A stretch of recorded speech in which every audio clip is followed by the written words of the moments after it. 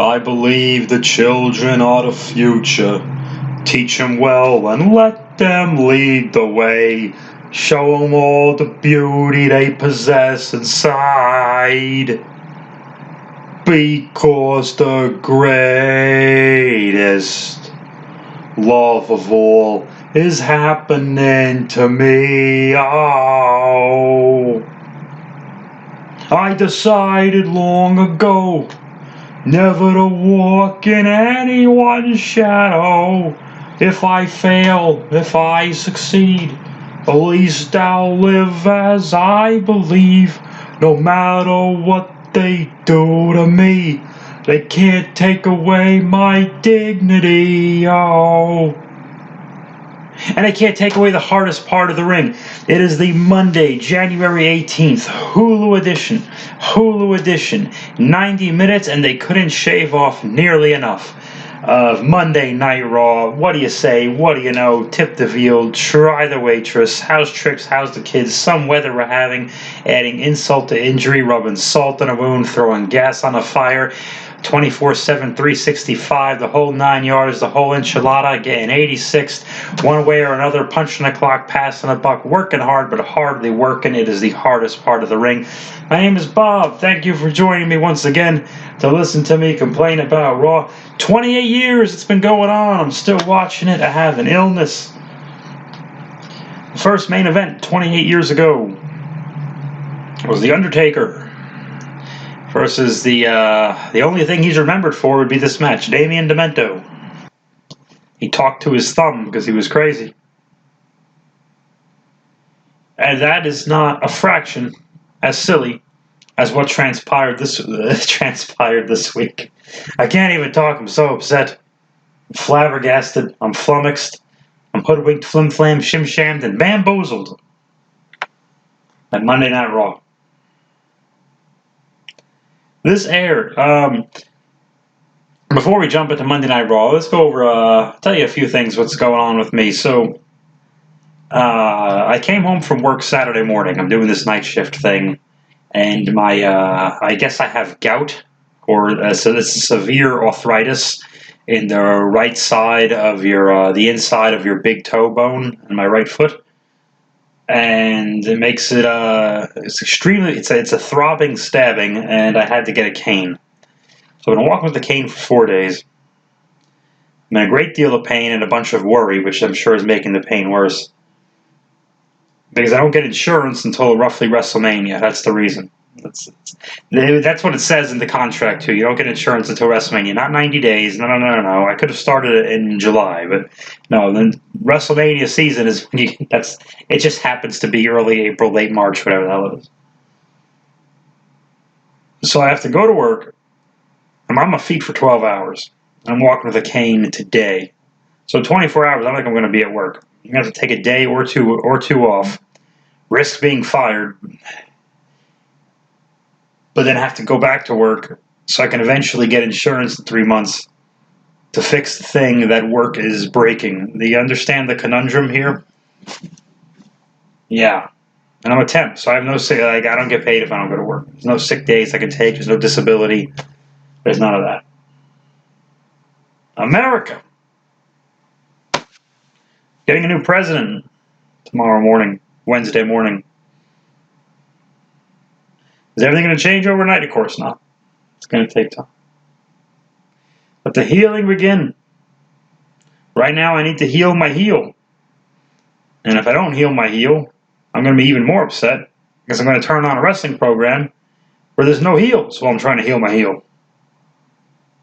It's all a work. And they tell you it's a work. But now I can't go to work. My work is a work. And that doesn't work. Let's talk about Monday night. Yes. Unfortunately, after 7 months of hard work, and this is not a work, I couldn't really enjoy the premiere of my G.I. Joe full-length movie, my G.I. Joe Adventure Frogs in Winter, which is on this YouTube channel. Please check that out if you're a Joe fan or an 80s toy fan of any sort. I was in pain the whole time, and we had a little premiere, and I slept through the first hour and 10 minutes of the 75-minute premiere. I didn't even know there was a live chat that goes on. I just thought, oh, that's just when they post it. So I turned the thing on. I'm like, oh, I'm curious. Wonder if anyone's seen the thing. And oh, these other dudes just chatting away, having a great time. I'm like, oh, well, that's awesome. I was thrilled. And it's better. It's better for let me think. Mark, Chris, Pete, Corbra Lang, they gone. I think that's the 5. That's the core of them. It's better for them. They'll have an easier time enjoying it. I think you guys who were there on the live chat during the premiere probably enjoyed it more than you would have if I was there the whole time, because I'd be typing other stuff and probably distracting from it and yada yada yada. So probably better that way in hindsight. But for those of you who did watch my G.I. Joe movie, I'm thrilled and I appreciate the hell out of that. That it's hard to get someone to watch a 4 or 5 minute thing that you made, let alone a 75-minute thing. But I had the support of my people, and I think I needed. Maybe it worked out because I needed it more than ever with my one of my feet being purple, and so that meant a lot. I do appreciate that. Let's move on to Monday Night Raw, which I did not appreciate. Oh, we open up not with Hulk Hogan slamming Andre the Giant. I am so glad they do not open up the MLK edition of Monday Night Raw with Hulk Hogan. It's good water. We open up with a package of Martin Luther King, and this is nice. I thought it was a nice Martin Luther King package they did, and they do it for every Monday holiday, except Labor Day. There's really not much to say. Like, hey, we didn't go to work. Watch some wrestling. But Memorial Day here in the States is a Monday. I think Veterans Day is not a federal holiday, but they do it anyway. 4th of July, of course. Probably Flag Day. I really don't know, but they bang them out. Let's talk about the show after the MLK. The thing is, the company's history with race is bad, so it's kind of like, it would be like if it was Social Media Day, and WWE celebrates social media, and we know how they treat their superstars with the third-party stuff during the pandemic and all that, and you kind of roll your eyes and go, yeah, you did the nice corporate thing you're supposed to do. A little bit cynical, but hey, I got no foot. What the hell you want me to do? I have a foot. I did not lose my foot, but I'm walking with a cane. And walking with a cane, I'm not done yet on my foot. I'm sorry, guys. You know, CVS keeps their canes in the back of the store. Why the fuck of all places? Keep them as far away from the people. If you're going in someplace to buy a cane, you want it to be as close as possible. Was there an incident at CVS? Were they previously keeping canes in the front of the store, and then someone snuck in and ran away with one? Is that what happened? You'll never take me alive. CVS self-checkout lady who helps you check out at the self-checkout. My plans are foiled again. People are different when you have a cane. They like 1% of the population is really nice to you, and the other 99% wants nothing to do with you. It's like there's no, don't worry, you don't need to worry about social distancing when you have a cane. No one wants to be near you because they're afraid you're either going to ask for help, or they think you got something contagious, or it just makes them feel sad because they don't know if you have like a temporary thing or a lifelong thing, which changes the whole situation. And also, nobody wants to accidentally bump into the cane guy and have a whole situation. So if you want people to stay away from you, don't fake cough. Everyone stopped caring about that like 6 months ago. Just have a cane. I won't go near you. After MLK packages, after Martin Luther King's package, we look at Randy Orton, who was dressed like Mr. Wrestling 2, and his nose is burnt. He's wearing a silly mask. He's wearing a very old-timey pro wrestling bad guy mask, which does not cover his nose, which has burnt makeup applied to it. Why would it not cover the most burnt part of his face? I don't know. Why would that be an appropriate mask? So you can tell it's Randy Orton, and Randy Orton's a star. He tried. This thing, it might have insulted my intelligence, but at least it was long. And he's going to enter the Royal Rumble, even if he loses limbs. Why are we burning our faces and losing limbs? And I got to plug in mine when this laptop's going to die here. How does he still have medical clearance to enter the Royal Rumble? I'm sorry. Ricochet and Drew Gulak are the only ones not allowed to declare themselves. We'll talk about that. But Randy Orton can only declare himself, but does not need medical clearance. Lacey Evans is still allegedly having sex with Ric Flair. Lacey Evans and Ric Flair talked to Charlotte Caruso. This is a good use of Ric Flair. They have the greatest promo in the history of the entire business. And he mumbles 2 words while getting interrupted by everyone else and says nothing. Good use of the greatest promo of all time. Way to show us how it's done. So Lacey can recite scripted garbage. Vince likes blondes. Charlotte Flair wrestles Peyton Royce. This is confusing. So Peyton does the jump start attack, like she attacks Charlotte during her entrance, which I don't mind when it's, as long as it's not overused, and it hasn't been used in a while, so it was fine. But I don't understand, why does Peyton passionately hate Charlotte Flair to do the jump attack from the aisle? Like, that's something Charlotte should be doing to Lacey whenever they have their match over, if I win, you can't have sex with my dad anymore. Uh-oh. Oh, shit, that's going to be it, isn't it? That's probably the February pay-per-view. That's that between Mania. Ugh. Let's just get through this pay-per-view. Yeah, damn it, that's going to be the match, isn't it? You can't have sex with my dad if I pin your shoulders to the mat. Because wrestling. But yeah, so it was weird. Like, why would Peyton do that and risk angering Charlotte? So they have their match. And I'm a Peyton fan, but she can't keep up with Charlotte. It just wasn't happening. Charlotte's so good, every little thing. Like, Peyton went for a kick to the gut on the outside of the ring, right by the ring apron, which is the hardest part of the ring. And the kick missed, and Charlotte didn't sell it. And I think most of the entire roster, male and female, most of the entire roster would have just sold it because you're supposed to. That's what's happened. But the thing missed, so she didn't sell it. That's a worker. Ric Flair and Lacey Evans come out, and Lacey Evans is wearing Ric Flair's robe, which I guess is a big deal. And the distraction was pointless because Charlotte wins with the figure 8 and leaves it on. And I thought they were going to do the thing where they DQ you for keeping your hold on, even though you won the match already.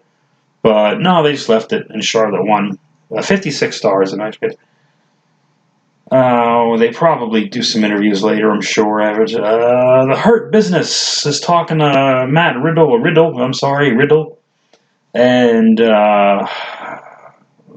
more scripted garbage from unfunny writers who, if stand-up was happening, would get better spots than me because of who they write for. Slobby Bobby is what they came up with for Riddle to... And it was a stretch because Lashley wasn't dressed like a slob. He said, well, if you weren't dressed nice, you would be slobby. But it rhymes, and Vince is stupid. Someone passed it. And then Lashley steps on Riddle's foot. And then Riddle says he's going to put that foot in Lashley's ass, which didn't happen, which is bad for a babyface. You don't make a babyface make a promise he can't keep.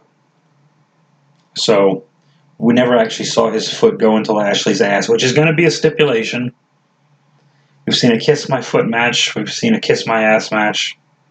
Now we're just going to go the other way around and have a foot in the ass match. And the only way to win the U.S. Championship, held by Tully Blanchard, Harley Race, Dusty Rhodes, Ric Flair, Steve Austin, Ricky Steamboat. The only way to win is to insert your foot into your opponent's ass. Hopefully it happens at the Rumble. That's another February pay-per-view thing. You foot in the ass match and don't have sex with my dad match. Elimination Chamber. Then we do that unfunny news promo thing. The only saving grace was Roman and Heyman protected themselves in it by not playing along, but they should have been in it at all, but it didn't hurt them. They didn't play with it, but whatever. Alexa has the playground I like the artificial grass. She was, her and Asuka were really good in trying to make this work. Alexa's believable in the crazy little girl thing she's doing. And Asuka, except for the thing where she danced to her own music for no reason in the middle of it, Asuka was believable when she was trying to show compassion for Alexa, but then show Asuka with the wide eyes. They're trying. And then Alexa sits on a rocking chair, but she sits on it weird with like, because she can't straddle the thing because I think that's too sexual, so they just had her sit on it, like both legs on one side. And it was weird. Face the hard camera. No one's there. Have the cameraman stand 6 feet to the right. Who gives a shit? Well, at least the dumbest parts are over. Miz and Morrison are next, damn it. They're talking to a blonde lady. And then Double J, Jeff Jarrett, predicts Goldberg will win. And Charlotte Flair is talking to a blonde lady. And then there's a package. Roman's package is just dangling in our face, reminding us of somewhat better stuff happening on Friday. So they have a package for Roman, and we see Adam Pearce's package on that as well. Then Ricochet is talking to Pierce, and Ricochet admits maybe he doesn't deserve a spot. Yeah, I really want to get behind that guy.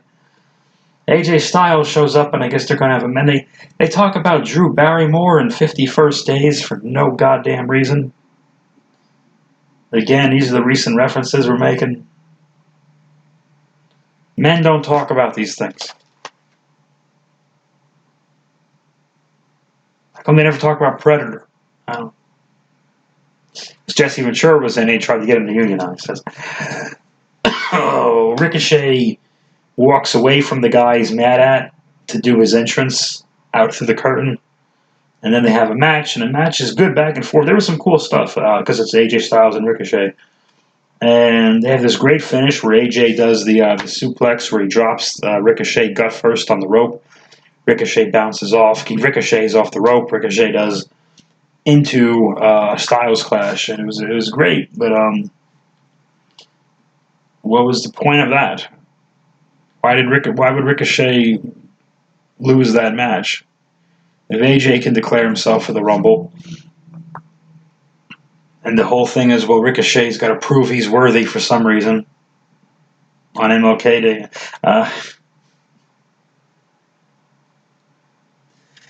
There was a spot where Ricochet gets caught by the Omos guy, and the referee says, hey, you got to put him down. So Omos pretty much slams him down on the outside of the ring, right by the ring apron. This is the hardest part of the ring. Why wasn't that a DQ? Because he didn't really set him down. He gave him a slam, like a shove down. So it should have been DQ. I thought that was a DQ. I'm like, well, clearly a 7-foot tall man just dropped him on the outside. No. Hungry. You hungry? I'm hungry. Stomach's rumbling. 900 stars the match gets. The dirt sheet with Miz and Morrison. Gilbert comes out. This was more interesting than any of the other Legend things they did a week or two ago because we didn't expect to see him. And Gilbert cuts a better promo than Goldberg did 2 weeks ago. Gilbert cut a better promo than either of the other two guys in the ring. They have a fat guy come up out as Drew McIntyre, keeps losing his wig, and it didn't go anywhere. Miz and Morrison did some arguing and said Miz will cash in the Money in the Bank at the Rumble. There's a big package in her face about Cedric and Shelton losing to the Lucha Party the week before, which I didn't see because it wasn't on Hulu. With limited commercial interruption, only $7.99 a month. Hulu TV in the palm of your hand. Riddle and the Luchas fight the Hurt Business. This was very long, but it was good. It was telling a story. They beat up Lince Dorado most of the time, and basically Cedric and Shelton couldn't get along, and Lashley got fed up. And eventually Lashley taps out Grand Metalik, and Riddle gets a cheap shot on him. So they're playing with this Hurt Business thing. It was really well done. It was long, but it was well done. Drew McIntyre cuts a promo on his phone again. It was very good. Alexa and Asuka have their match, and they lock up. I haven't seen Alexa Bliss lock up in like a year. And it was good. They did a little back and forth for a bit. And I can't even keep track of all the wackiness. So they're going back and forth. It's already hard because Asuka's got the size and the speed and aggression, and I'm an Alexa Bliss fan, but Asuka having trouble with Alexa Bliss is a stretch. So we turn off the lights, and the lights come back on, and Alexa has a different makeup on and a different outfit. This is one of those you couldn't do it live type of things. So Asuka now is missing all of her kicks and punches. Alexa's just dodging her.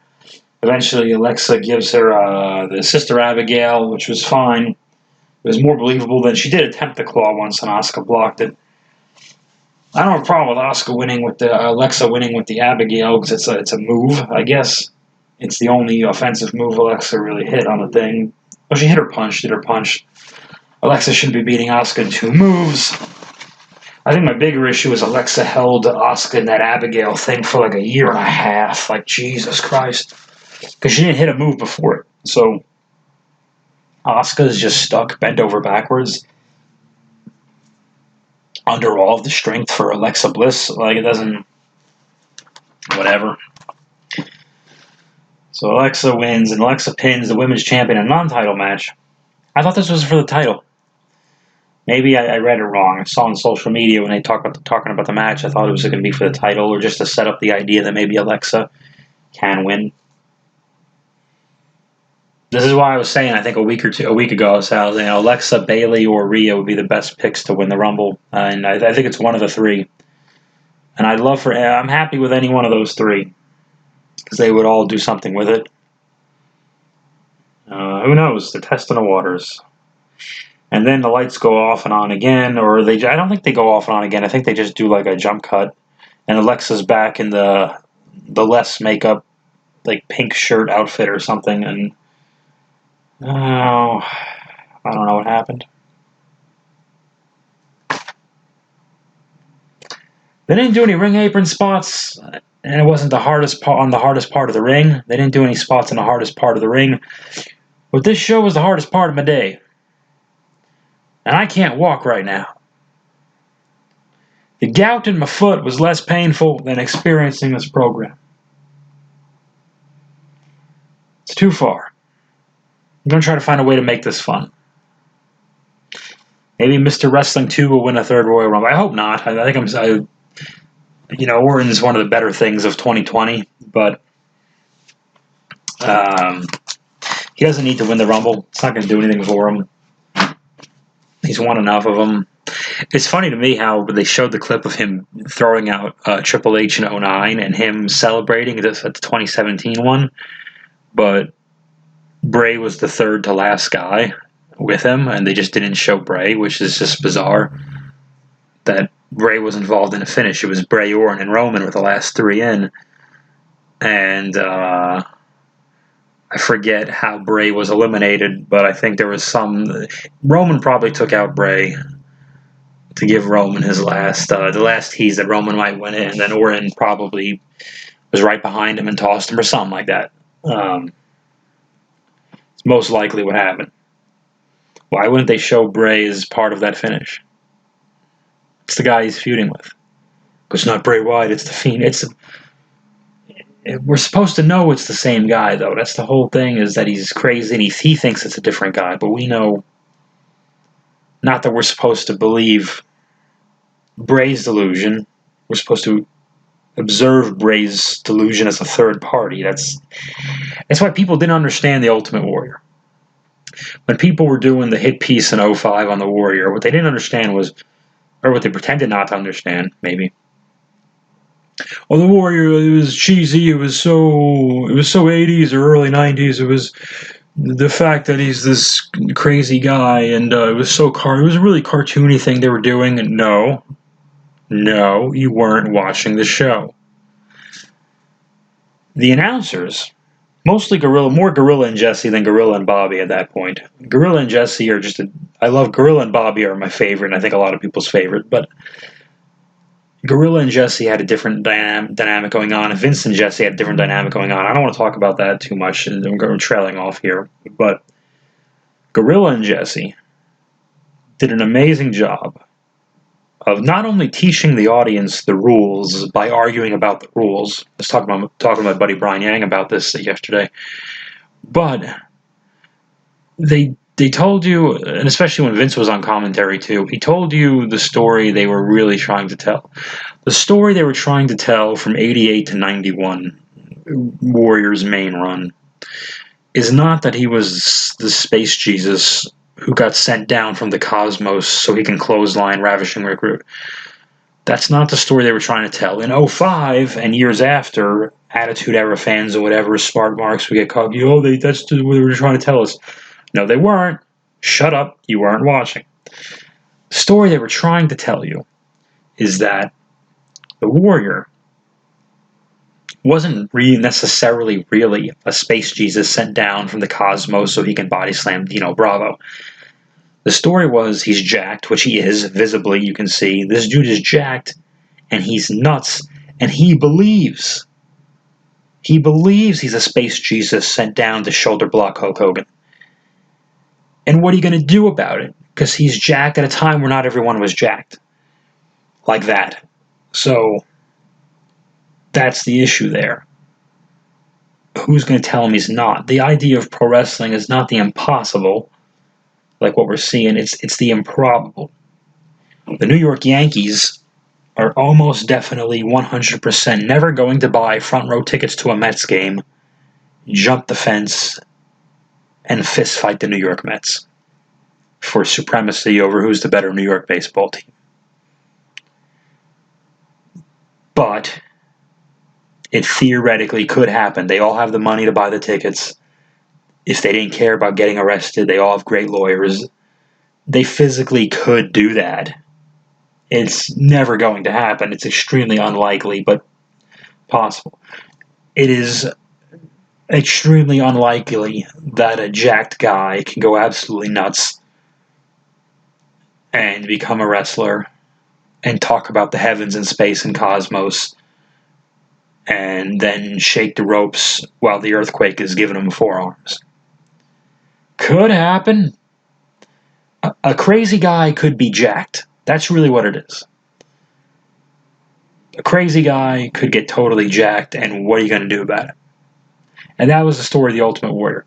I don't mind with The Fiend, as I did with the Years for the Undertaker. This is the one guy we're going to make an exception for.